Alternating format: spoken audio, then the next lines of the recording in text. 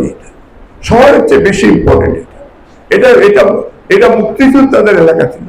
সিলেটের শহরে যতটা মুক্তিযুদ্ধের সময় যে লাঠি মিছিলগুলি হয়েছে এই দক্ষিণ সীমান্ত থেকে হয়েছে, এই এলাকা থেকে হয়েছে, এবং সিলেটে তারা সেই দিন অবস্থান তৈরি করেছে। আজকে আমাদের সন্তানরা ডিপ্রাইভ হচ্ছে।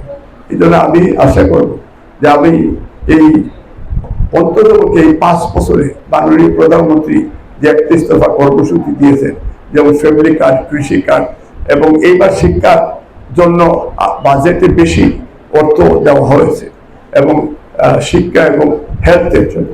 এবং সেই হিসাবে আপনাদের যে ডিমান্ডগুলি, আপনাদের সাথে আমি 1-to-1 কথা বলে যে সব করা আমার জন্য খুবই জরুরি হবে, আপনারা আমাকে বলবেন, আমি আপনাদের প্রতিষ্ঠানের প্রতিনিধি হিসাবে আমি এই কাজগুলি করে দেবো ইনশাআল্লাহ।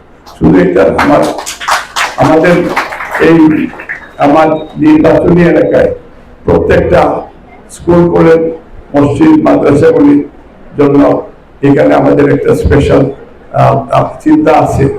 এবং আমি একটা জিনিস বলবো যে মাদ্রাসা বা স্কুলে অন্ততপক্ষে যাতে কোনো দলের রাজনীতি যেন না হয়, আমরা যাতে এইটাকে পিওরলি শিক্ষা, এডুকেশন ফর দি কান্ট্রি, আমরা এটা করার জন্য আমি প্রিন্সিপাল সাহেবকে বলবো যে আপনি কষ্ট করেছেন, কষ্ট করতেছেন, বা এলাকার মানুষের কষ্ট করতেছেন, রাজনীতি মাদ্রাসার বাইরে আমরা করবো।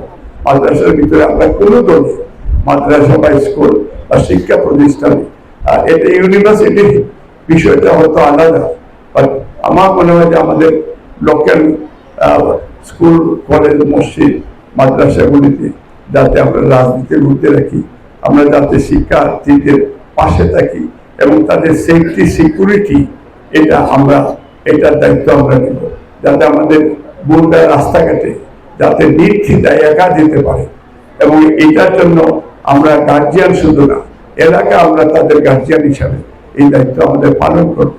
এবং এই দেশে আইন শৃঙ্খলা বিষয়টাও যাতে, এই যে বর্তমান ড্রাগের কিছু উৎপাদ আছে, এবং এই ড্রাগগুলি কারা করে বা কে করছে, এটা আপনারা ধরিয়ে দিবেন। এটা আপনাদের নামও বলবেন না, দরকার হলে আমাকে বলবেন, আমি এটা ডিল করব।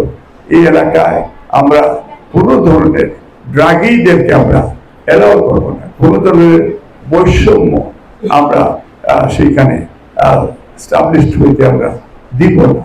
এই জন্য আমি আপনাদের আজকে বেশি সময় নিতে চাই না।